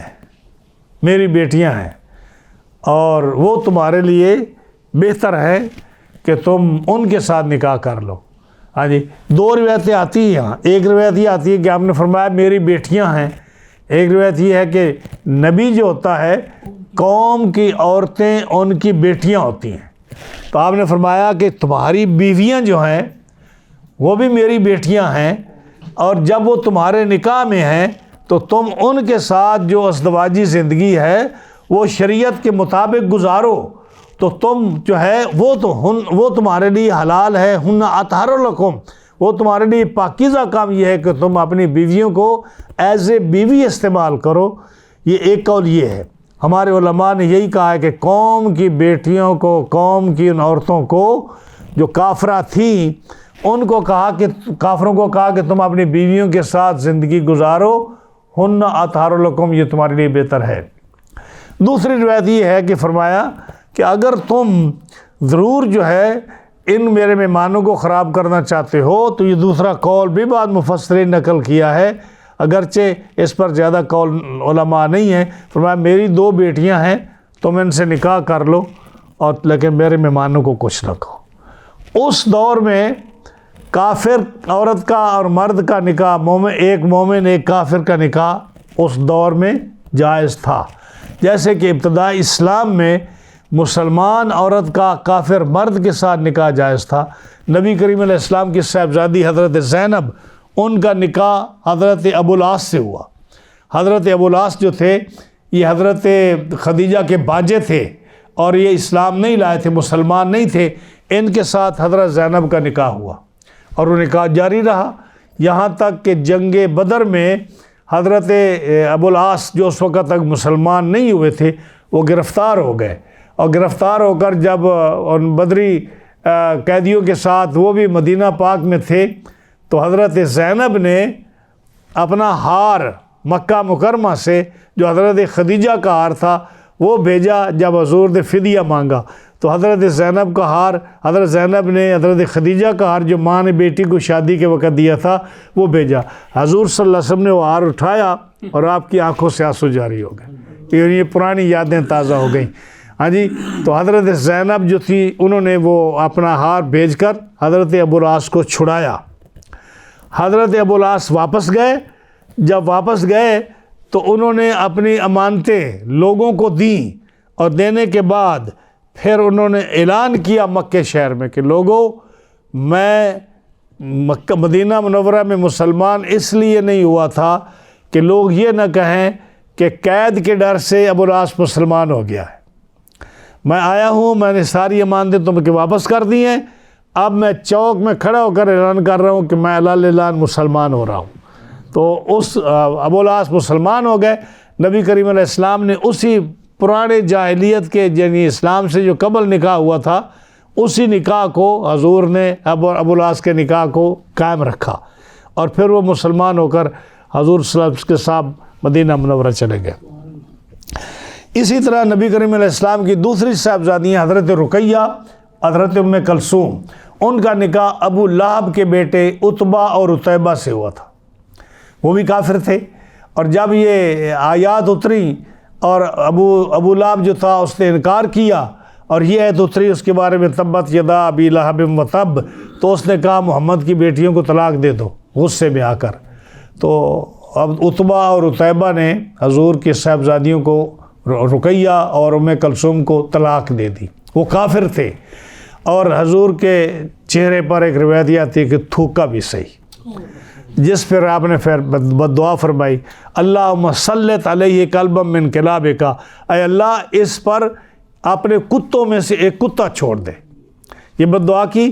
اور ابو لہب پھر ڈرتا تھا کہ محمد کی دعا ضرور قبول ہوئی ہوگی، اور میرے بچے کو اب شیر سے یا چیتے سے ڈر ہے، وہ جب بھی وہ جاتا اس تجارت کے لیے تو اس کا بڑا خیال رکھتا۔ تو جب ایک سفر میں تھے تو ابو لہب کا بیٹا جو ہے وہ اونٹوں کے پلان اکٹھے کر کے جوڑ کر سب سے اوپر اس کو سلایا، اور لوگ چاروں طرفوں سو گئے۔ تو رات کو ایک شیر آیا، اس نے آ کر ہر کافر کو سونگا، کسی کو کچھ نہیں کہا، پھر چھلانگ لگا کر اس کے اوپر گیا اور اس کو جا کر مارا، اور مارنے کے بعد اس کو کھایا نہیں، مار کر پھر چلا گیا۔ تو کہا، ابو لہب کہتا ہے کہ اس رات کو میں نے لوگوں کو کہا کہ آج محمد کی دعا کے قبول ہونے کا وقت آ چکا ہے۔ تو میں کہہ رہا تھا کہ اس وقت جو ہے، میں کہنے کا مقصد یہ تھا کہ کافروں کے ساتھ مسلمان عورتوں کا نکاح اس وقت جائز تھا۔ ہر شریعت کے حکم مختلف ہوتے ہیں، جیسے حضرت آدم علیہ السلام کی شریعت میں بہن بھائی کا نکاح جائز ہوتا تھا، اور اس کے لیے تھا کہ ایک عمل کے بہن بھائی جو تھے نا، وہ دوسرے عمل کے بہن بھائی کے ساتھ نکاح کر سکتے تھے، اس طرح کر کے۔ یہ کافی عرصہ تک یہ بات رہی، اور جب یہ قوم بڑھ گئی، پاپولیشن زیادہ ہو گئی، اللہ نے اس حکم کو ختم کر دیا۔ اسی طرح جو ہے ابتدائی اسلام میں یہ تھا، اور اب جو ہے یہ اسلام نے منع کر دیا کہ مسلمان عورت کسی کافر سے نکاح نہیں کر سکتی۔ یاد رکھیے یہ بات ہے، قرآن میں یہ بات آتی ہے، الیوم احل لکم الطیبات، یعنی یہ جو آتا ہے نا کہ تمہارے لیے طیبات حلال ہے، اور اس میں آتا ہے والمحصنات من الذین، کہ محسن عورتیں جو ہیں، جو عیسائی یا یہودی ہیں، ان کے ساتھ مسلمان نکاح کر سکتا ہے۔ عرب حضرات اس بات کے قائل ہے، لیکن ہمارے علماء اس بات کے قائل نہیں ہیں، اس لیے کہ محسنات آپ کو کہاں سے ملیں گی اس دور میں؟ محسنات یعنی جس عورت جو صحیح عیسائی ہو یا صحیح جو ہے یہودیہ ہو، اور اس نے کسی قسم کا پاک دامنی اس نے ضائع نہ کی ہو، اس کا حکم ہے کہ اس کے ساتھ آپ نکاح کر سکتے ہیں۔ ہاں جی، اور وہ بھی جو ہے کتنا ضروری نہیں ہے، کیونکہ جب وہ آئے گی تو گھر میں شراب رکھے گی، گھر میں خنزیر کھائے گی، تو کیا تم اجازت دو گے کہ تمہارے گھر میں فریج میں، جب تمہارا نکاح ہوا ہے تو آپ اس کو نہیں روک سکتے کہ وہ خنزیر نہ کھائے، آپ نہیں روک سکتے کہ وہ شراب نہ پیے۔ اب وہ اپنے بچوں کو چرچ میں لے جائے گی تو کیسے منع کرو گے، جیسا کہ ہوتا ہے۔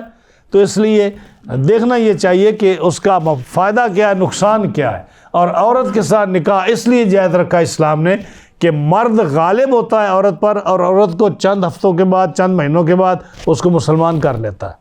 لیکن آج کل جو ہے، اگر مسلمان مرد عیسائی یا یہودی عورت سے نکاح کرے گا تو وہ خود ہی گمراہ ہوگا، خود شرابیں پیے گا، خود چرچوں میں جائے گا، اپنی اولاد کو خراب کرے گا۔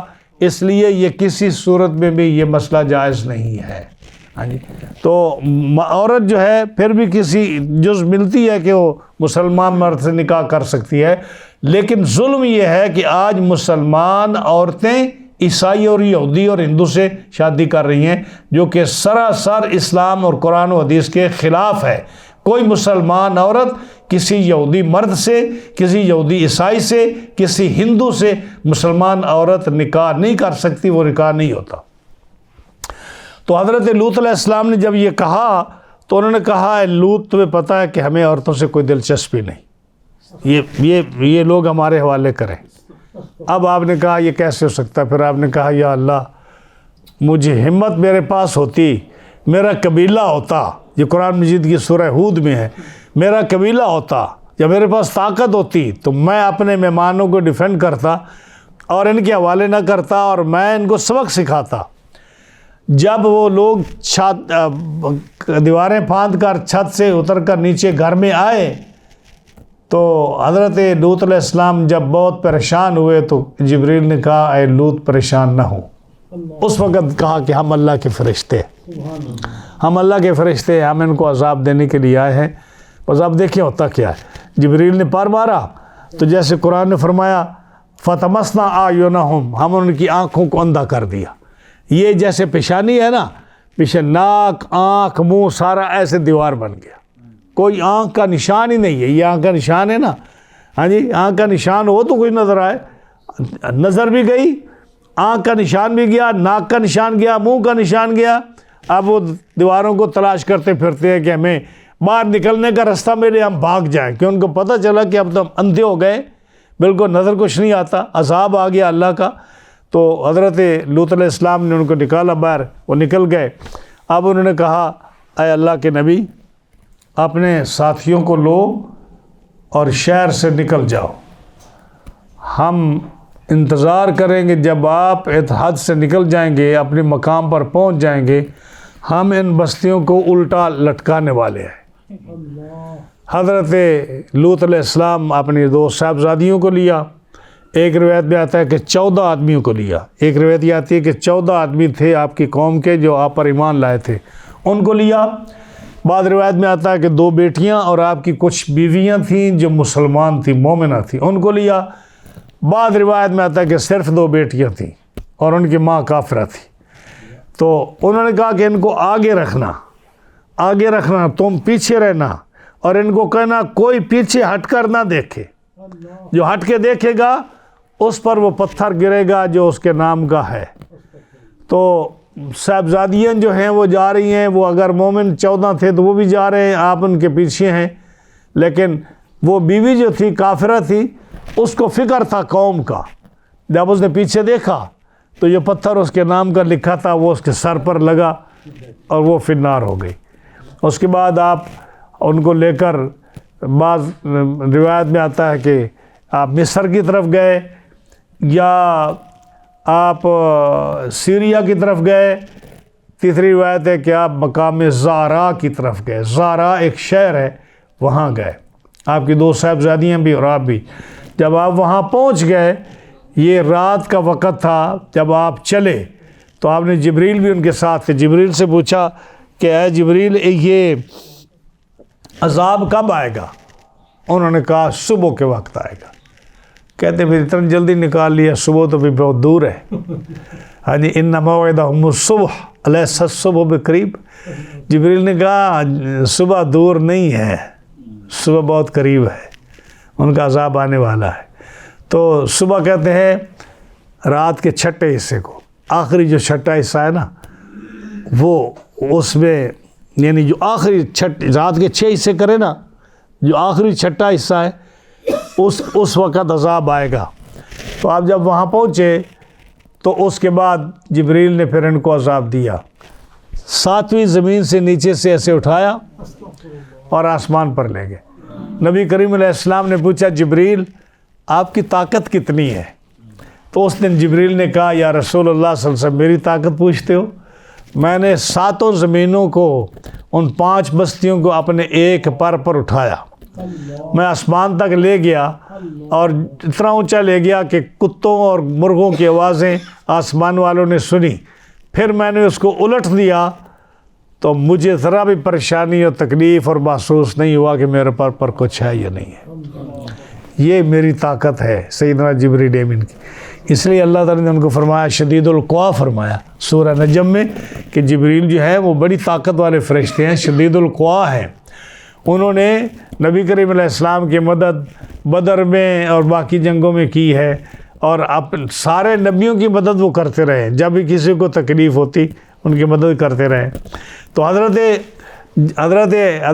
لوط علیہ السلام جب وہاں پہنچے مقام زارا پر، اب آپ کو میں ایک اور بات بھی بتاتا جاؤں ساتھ، یہ جو قیامت کی نشانیاں ہیں، امام مہدی اور دجال کے آنے کی نشانیاں، دجال کے آنے کی نشانیوں میں جب حضرت تمیم داری نے دجال کو دیکھا، جب وہ مسلمان نہیں تھے، حضور دجال کا ذکر کرتے تھے نا، تو لوگوں کو آپ بیان کرتے دجال ایسا ہے ایسا ہے ایسا ہے ایسا ہے۔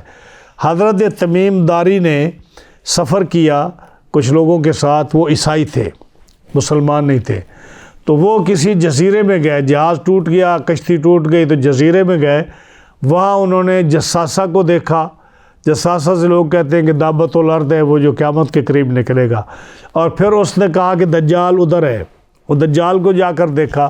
جب دجال سے ملے حضرت تمیم داری اور دوسرے لوگ، تو اس نے آپ سے کچھ سوال کیے۔ اس نے ایک سوال یہ کیا کہ بیسان جو ہے وہاں کی کھجوریں پھل دے رہی ہیں یا نہیں دے رہی؟ ان کا دے رہی ہیں۔ تو اس نے کہا اچھا، جب وہ پھل دینے سے رک جائیں گی میں اس وقت نکلوں گا۔ دوسرا اس نے پوچھا کہ تبریہ جو ہے وہ خشک ہو گیا ہے یا اس میں پانی ہے؟ ان کا پانی ہے، کہ جب وہ خشک ہو جائے گا میں اس وقت نکلوں گا۔ تیسرا اس نے پوچھا کہ زارا جو ہے اس کا چشمہ ابھی جاری ہے یا بند ہو گیا؟ ان کا بھی جاری ہے، ان کا جب وہ بند ہو جائے گا میں اس وقت نکلوں گا۔ اس زارا کی نسبت سے میں آپ کو یہ سنا رہا ہوں بات۔ بیسان جو ہے یہ فلسطین میں ایک باغ ہے، جب اس کی کھجوریں ختم ہو جائیں گی دجال کے نکلنے کا وقت آ جائے گا۔ اور تبریہ جو ہے یہ دریائے اردن جو ہے، جو اسرائیل اور اردن کے درمیان ہے، بحیرہ تبریہ، جہاں سے یہ طبرانی شریف جو حدیث ہے، طبرانی صغیر، طبرانی اوسط، طبرانی معجم کبیر، یہ جس عالم کی لکھی ہوئی ہیں یہ اس تبریہ اس گاؤں کا ہے۔ ہمارے پاس طبرانی یہاں پڑھی ہے اس محدث نے۔ تو وہ تبریہ جو ہے وہ جھیل، اس میں ان کا پانی ہے، اب اس کا آدھا پانی خشک ہو چکا ہے۔ ابھی جو لوگ بتاتے ہیں وہ آدھا پانی اس کا خشک ہو چکا ہے، اس وقت بھری ہوئی تھی۔ زارا جو ہے، یہ زارا جس مقام پر حضرت لوط علیہ السلام بیٹیوں کو لے کر زارا مقام پر شہر میں پہنچے، وہاں ایک چشمہ ہے جو حضرت جہاں آپ کی بیٹیاں ٹھہری تھیں، اس چشمے کا نام چشمہ زارا ہے، وہ بھی ابھی جاری ہے۔ جب وہ خشک ہو جائے گا تو دجال اس وقت نکلے گا۔ اس نے اس زارا چشمے کا پوچھا تھا جہاں حضرت لوط علیہ السلام اپنی بیٹیوں کے ساتھ وہاں گئے۔ جب آپ وہاں گئے اس کے بعد جو ہے قوم جو ہے اس کو ساری قوم 5 کے 5 شہر سطح سمندر سے پتہ نہیں کتنے 260 یا 240 میٹر جو ہے وہ زمین کے نیچے چلا گیا، اب بھی سطح سمندر سے نیچے ہے، اور شیطان کی وہ پسندیدہ جگہ ہے، شیطان کی وہ پسندیدہ جگہ ہے۔ آج کے جو ہمارا درس تھا اس میں نے بڑا غور سے مطالعہ کیا۔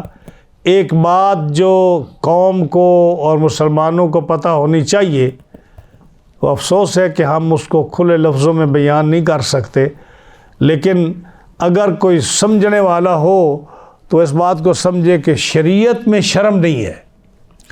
اگر قرآن میں ایسے مسائل ہیں جو عورت و مرد کے مسائل ہیں، جس کو ہم بے حیائی سمجھتے ہیں یا جس کو ہم زبان پر نہیں لانا چاہتے یا کھلے عام لوگوں اور مردوں اور عورتوں کو فیملیوں کو نہیں بتانا چاہتے، تو پھر قرآن میں کیوں ہے؟ اس کا مطلب یہ ہے کہ شریعت میں شرم نہیں ہے۔ ہاں جی، اللہ تعالیٰ حیا نہیں فرماتا ان چیزوں سے کہ کسی مسئلے کو بیان کریں۔ رسول اللہ صلی اللہ علیہ وسلم کے پاس عورتیں آئیں، انہوں نے کئی سوال کیے، تو آپ نے ذرا شرم نہیں محسوس کیا، حالانکہ آپ کتنے حیادار انسان تھے، لیکن آپ نے مسئلہ صحیح بتا دیا لوگوں۔ تو مسئلہ کیا ہے؟ مثلا میں آج پڑھ رہا تھا یہ سورہ بقرہ کی آیت، نساؤکم حرث لکم فاتوا حرثکم انا شئتم، کہ عورتوں کے ساتھ جب تم جماع کرو تو اس کا طریقہ کیا ہے۔ یہ قرآن مجید کی اس آیت میں ہمارا درس گزر چکا ہے دوسرے پارے میں۔ اس کے تحت میں دیکھ رہا تھا کہ اسلام میں ہمارے مذہب میں ہمارے نزدیک وطی فی الدبر، پچھلے مقام پر وطی کرنا یہ مکمل حرام ہے، عورتوں کے ساتھ بھی۔ لیکن میں نے شیعہ کی تفسیر پڑھی، مجمع البیان، میں نام بتا رہا ہوں تفسیر کا، شیعہ کی تفسیر ہے مجمع البیان، اس کی آیت یہی ہے نساؤکم حرث لکم فاتوا حرثکم من شئتم۔ اس کے تحت انہوں نے لکھا کہ عورتوں کے ساتھ پچھلے مقام پر آپ جو ہے نا پتی کر سکتے ہیں۔ اب دیکھو، اگر آپ دیکھیں سوشل میڈیا میں تو کتنے غلیظ گندیاں چیزیں جو ہیں یہ وہاں اس بات کی عکاسی کرتے ہیں کہ لکھنے والے کون ہیں۔ قوم اتنی گمراہ ہو چکی ہے کہ اس طرح کے بے حیا اقوال جو ہیں وہ اس طرح کر کے لوگوں میں عام پھیلا رہے ہیں۔ حالانکہ یہ اتنا بڑا گناہ ہے کہ قوم لوط کو الٹا کیوں لٹایا گیا؟ قوم لوط کو یعنی ان کے سر نیچے اور منہ نیچے ان کے کیوں کیے گئے؟ اس لیے کہ جب وہ کسی مرد لڑکے سے یا کسی سے بے حیائی کرتے تو اس کو اس صورت میں لٹاتے تھے جب گناہ کرتے تھے۔ اللہ تعالیٰ نے فرمایا کہ جب یہ لوگ ایسے گناہ کرتے ہیں تو ان کو اسی طرح کا عذاب دیں گے، اور قیامت میں بھی ان کو ایسا ہوگا، ان کے منہ نیچے کیے جائیں گے اور ان کو منہ کے بال جہنم میں پھینکا جائے گا۔ پھر یہ کہ آداب ہیں ہم بستری کے بھی شریعت نے اسلام میں مقرر کیا ہے۔ دیکھو اب کتنا عذاب قوموں پر، لوگوں پر۔ لوگوں کے بچے اب نارمل پیدا ہوتے ہیں، کیا سمجھتے ہیں کہ یہ کیوں پیدا ہوتے ہیں؟ آپ جو مرضی اس کا بہانہ بنائیں، ہاں جی، اب بہانہ بنائیں جی یہ کزن کے ساتھ شادی ہوتی ہے، یہ فرسٹ کزن کے ساتھ شادی ہوتی ہے، سیکنڈ کزن کے ساتھ، جو بھی آپ کہیں، ہاں جی، ہم نے بھی کزن کے ساتھ شادی کی تھی، ہمارے بچے تو الحمدللہ بالکل ٹھیک ہیں۔ یہ کیا ہے کہ جب آپ اسلام کے خلاف، اس کے جو طریقہ بتایا اس کے خلاف جب آپ ہم بستری کریں گے تو آپ کی اولاد کے اندر یہ عیب پیدا ہوگا۔ مثال کے طور پر اگر آپ ہم بستری کریں گے کھلے آسمان کے نیچے، یعنی آپ مثال کے طور پر چھت کے اوپر کریں گے جہاں کوئی اور نہیں دیکھ رہا لیکن آسمان تو کھلا ہے نا، آپ اس میں پردگی کے ساتھ کریں گے تو ضرور بچے کے اندر خرابی پیدا ہوگی۔ اگر آپ ہم بستری کرتے ہوئے اگر آپ باتیں کریں گے تو ضرور کوئی نہ کوئی اس کے اندر خرابی پیدا ہوگی۔ اگر آپ روشنی کے اندر اس طرح کا کریں گے اور آپ جو ہے طرح طرح کی حرکتیں کریں گے جو اسلام نے منع کیا ہے، ان چیزوں کو آپ اپنائیں گے تو آپ کی اولاد اس طرح پیدا ہوگی۔ آپ اگر شریعت کے مطابق جو اسلام نے بتایا ہے کہ آپ ہم بستری سے پہلے پڑھیں بسم اللہ ما رزقتنا، جو بھی حدیث پاک ہے اس کو آپ پڑھیں، دعا پڑھیں، اور یا آپ نہ پڑھیں لیکن آپ کو ان کا خیال رکھیں تو کبھی آپ کی اولاد خراب نہیں ہوگی۔ لیکن آپ جو ہیں آپ نے یعنی لوگوں نے سیکھنا کچھ نہیں ہے، اولاد کو ساری زندگی انہوں نے عذاب میں مصیبت میں ڈالنا ہے، لیکن اسلام کی باتیں نہ کسی سے پوچھنی ہے نہ انہوں نے کسی سے سیکھنی ہے۔ رب تعالیٰ جل شانہ کے کلام میں، حضور علیہ السلام کی دعاؤں میں، سنت میں بڑی برکت ہے، اور انہوں نے طریقہ بتایا ہے، شادی کا طریقہ بتایا ہے، انہوں نے رہن سہن کا طریقہ بتایا ہے، انہوں نے پاک صاف رہنے کا طریقہ بتایا ہے۔ اور آج دیکھیں کہ قوم جو ہے، کون سا گناہ ہے جو پہلی قوموں کا اس امت مسلمہ میں نہیں ہے؟ کون سا گناہ ہے؟ میں ایک تفسیر میں پڑھ رہا تھا کہ انہوں نے گنا کہ اتنے گناہ فلاں فلاں فلاں فلاں گناہ ہے، اور ہم نے دیکھا کہ اس امت میں وہ سارے ہیں، ایک اس سے اور بھی زیادہ ہے۔ تو کیا ہے؟ اللہ فرماتا ہے جل شانہ کذالک نجزی من شکر، جو میرا شکر ادا کرے گا ہم اس کو اس کی جزا دیں گے۔ تو ہمارے نبی صلی اللہ علیہ وسلم نے آپ نے فرمایا کہ یا اللہ میری امت پر وہ عذاب نہ بھیج جو پہلی امتوں پر تھے، اس کی وجہ سے آپ بچے ہوئے ہیں اور ہم بچے ہوئے ہیں۔ اگر سرکار کی یہ دعا نہ ہوتی اور آپ کی خواہش نہ ہوتی تو کیا مطلب کہ آپ ان قوموں سے زیادہ پیارے ہیں، آپ ان قوموں سے زیادہ خوبصورت ہیں، آپ ان قوموں سے زیادہ امیر ہیں؟ ہاں جی، رب تعالیٰ نے آپ کے عذاب کو، آپ کو عذاب نہیں دیا، اس قوم کو عذاب نہیں دیا۔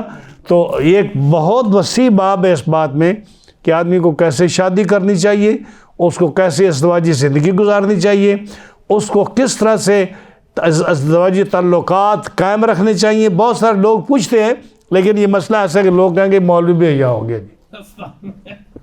ہاں، جب مسائل پوچھیں گے تو اگر ہم آپ کو ہر بات بتائیں گے، ہاں جی، تو یہ آپ کو تو یہ پتہ نہیں کہ اسلام میں ختنہ کیوں رکھا گیا ہے، یہ بھی نہیں پتہ۔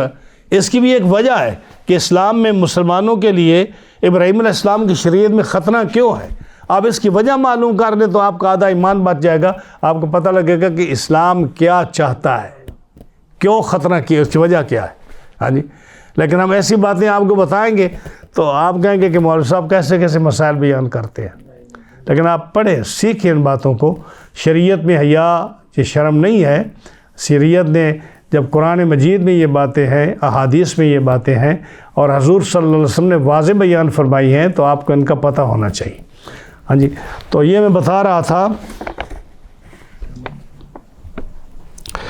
کہ ہم نے یہ عذاب بھیجا سحری کے وقت. سحری کے وقت کیوں عذاب بھیجا؟ آج بھی دیکھ لیں، اگر ایف بی آئی نے کسی آدمی کو پکڑنا ہو تو کس وقت پکڑتے ہیں؟ کہ اس وقت بھاگ نہیں سکتے لوگ. یہی وجہ تھی کہ جب لوگ آرام سے سوئے ہوئے ہوں، ان کو کسی قسم کا فکر نہ ہو، رب تعالیٰ اس وقت ان کو عذاب دیتا ہے. اور جب رب تعالیٰ کسی بخشش فرماتا ہے وہ کون سا وقت ہے؟ وہ بھی سحری کا وقت ہے. ہاں جی. یہ بھی فرمایا نا، نجیناہم بسحر، ہم نے لوط علیہ السلام کی اولاد کو، ان کے گھرانے کو ہم نے سحری کے وقت نجات دی. تو جب انسان سحری کے وقت توبہ کرے، استغفار کرے، تہجد پڑھے، دعا کرے تو رب تعالیٰ اس کی مشکلات کو آسان فرما دیتا ہے. وہ وقت رب کو بہت پسند ہے. اور رب تعالیٰ جب عذاب دیتا ہے وہ بھی کون سے وقت میں دیتا ہے؟ سحری کے وقت میں دیتا ہے. اچھا، یہ فرمایا نا کہ جب انہوں نے کہا، میں آپ کو مسائل اس میں چاہتا ہوں کہ تھوڑے چھوٹے چھوٹے مسائل آپ کو پتہ چلے. وَلَقَدْ رَاوَدُوهُ عَنْ ضَيْفِهِ، جب وہ قوم لوط اندر داخل ہوئی نا گھر میں چھت پھاڑ کر یا دواروں سے چڑھ کر، تو انہوں نے کہا رَاوَدُوهُ ضَيْفِهِ، اپنے مہمان ہمارے حوالے کرو. طلب کیا انہوں نے. تو راودو کا مطلب کیا ہے؟ طلب کرنا. تو یہاں ایک حدیث ہے، نبی کریم علیہ السلام نے، حضرت ابو موسیٰ اشعری راوی ہے، نبی کریم علیہ السلام نے فرمایا، یہ بھی آپ لوگوں کے لیے ایک اچھی بات ہے، اذا بال احدکم، جب تم میں سے کوئی آدمی پیشاب کرے، جب تم میں سے کوئی آدمی پیشاب کرے، چھوٹا پیشاب یا بڑا پیشاب کرے، فَلْيَرْتَدِ لِبَوْلِهِ مَوْضِعًا، چھوٹے بلا پیشاب کا یہاں ذکر ہے، جب چھوٹے پیشاب کے لیے کوئی آدمی تیاری کرے، فَلْيَرْتَدِ لِبَوْلِهِ مَوْضِعًا. ابو داؤد شریف کی حدیث ہے کہ پھر وہ نا چھوٹے پیشاب کے لیے جگہ تلاش کرے جہاں وہ چھوٹا پیشاب کرے، جگہ تلاش کرے. سمجھے کیا مطلب آپ کا؟ آپ کا مطلب یہ ہے کہ جب چھوٹا پیشاب کریں تو دو چیزوں کا خیال رکھیں. ایک یہ کہ جہاں بے پردگی نہ ہو، جہاں بے پردگی نہ ہو. آپ ایسا جائے جہاں کوئی آدمی دیکھے نہیں، کیونکہ آپ نے کپڑے اتارنے ہیں، اپنے جسم کو ننگا کرنا ہے، تو کوئی آدمی دیکھے نہیں آپ کو. ایک اس چیز کا خیال رکھیں. اور دوسرا جو فرمایا نا کہ مقام دیکھے، کہ وہ دیکھے جہاں ریت ہو، نرم زمین ہو، تاکہ جب آپ پیشاب کریں تو اس کے قطرے اڑ کر آپ کے جسم اور آپ کے کپڑوں پر نہ پڑے، جس کا آج کوئی خیال نہیں کرتا. کیونکہ نبی کریم علیہ السلام نے فرمایا، استنزعوا عن البول فإن عامۃ عذاب القبر، جو ہے نا فرمایا کہ استنزعوا عن البول، پیشاب کے قطروں سے بچو، فإن عامۃ العذاب، کہ اکثر عذاب قبر جو ہوتا ہے نا وہ پیشاب کے قطروں سے آتا ہے عذاب. حضور صلی اللہ علیہ وسلم کے صحابی تھے حضرت معاذ بن سعد بن معاذ، کیا نام تھا؟ سعد بن معاذ. یہ حضور کے بڑے پیارے صحابی تھے. ان کے جنازے پر اتنے فرشتے اترے ان کے جنازہ پڑھنے کے لیے کہ نبی کریم علیہ السلام اپنے پاؤں کی انگلیوں کے بل چلتے تھے، پورا پیر زمین پر نہیں لگاتے تھے. صحابہ نے پوچھا حضور کیا بات ہے؟ فرمایا اتنے فرشتے آسمان سے اترے ہیں ان کے جنازے کے لیے کہ مجھے پیر رکھنے کی جگہ نہیں مل رہی. لیکن جب دفن کیا تو نبی کریم علیہ السلام نے فرمایا صحابہ کو کہ رک جاؤ، ان کی قبر پر مٹی ڈالی جا رہی ہے. آپ نے فرمایا رک جاؤ. صحابہ رکے. فرمایا کہ سبحان اللہ پڑھو. پڑھایا سبحان اللہ پڑھو. لوگ سبحان اللہ پڑھتے رہے. پھر فرمایا الحمدللہ پڑھو، اللہ اکبر پڑھو، استغفار پڑھو. آپ نے صحابہ سے وہ پڑھایا. ایک صحابی گاؤں کا اعرابی بولنے لگا لیما کبرتا لیما سبحت ثم کبرتا یا رسول اللہ، یا رسول اللہ آپ نے کبھی پہلے ایسا نہیں کیا، آپ تسبیح اور تکبیر اور تحلیل اس کا کیوں حکم دے رہے ہو؟ پہلے تو کبھی نہیں کیا۔ آپ نے فرمایا کہ قبر اپنا حساب لینے کے لیے ساتھ سے آ رہی ہے۔ دیکھو اتنا فرشتہ اترا ہے کہ قدم رکھنے کی جگہ نہیں، لیکن قبر اپنا حساب مانگ رہی ہے۔ ہاں جی، جو چوڑے ہو کے بیٹھتے ہو نا کہ قبر کو ہم دیکھیں گے، ہم بخشے ہوئے روح ہیں، اب وہ صحابی رسول ہے، حضور تسبیح پڑھ رہے ہیں، وہ قبر حساب لے رہی ہے اپنا۔ پوچھا کہ کیوں؟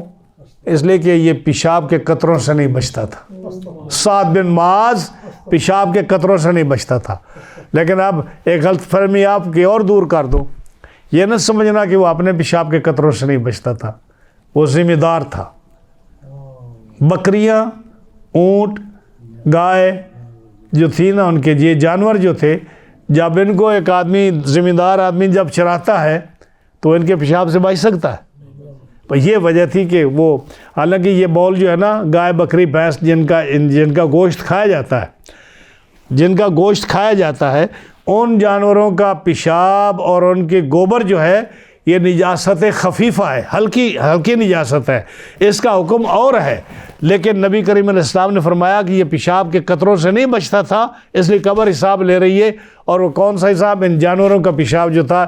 جب جانوروں کو تو نہیں پتا کہ ہمارے پیچھے ہمارا مالک کھڑا پیشاب کرنا یا نہیں کرنا۔ تو اس لیے میرے دوستو، یہ وہ چیزیں ہیں جو ہم اتنی اسٹڈی کر کے آپ کو بتاتے ہیں، آپ کو یہ سننا چاہیے اور دوستوں کو پہنچانا چاہیے تاکہ مسائل کا پتہ چلے۔ اللہ تعالی ہم تمام کو شریعت مطالعہ اور قرآن مجید کی تفسیر اور یہ سمجھنے کی توفیق عطا فرمائے۔